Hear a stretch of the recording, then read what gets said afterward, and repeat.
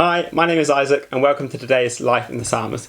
Today we'll be looking at Psalm 16 because I've been reading through the Psalms in lockdown and this is one that particularly stuck out to me.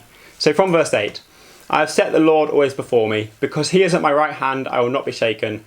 Therefore my heart is glad and my whole being rejoices. My flesh also dwells secure, for you will not abandon my soul to Sheol, or let your Holy One see corruption.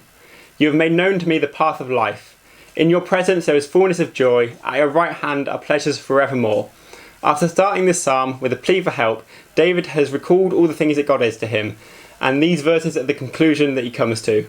He has chosen to put God at the head of his life, and this leads to complete and unshakable joy. David is afraid of death, but he knows that even though he will one day die, God will not abandon his soul. This is like Paul when he says, "Where, O death, is your victory? Where, O death, is your sting?"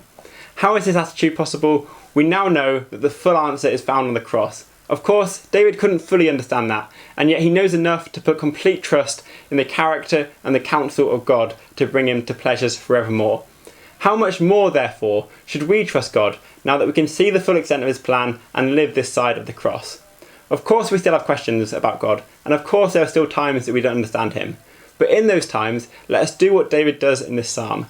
Let's come back to the things that we do know about God, and let's choose to put our complete trust in those things.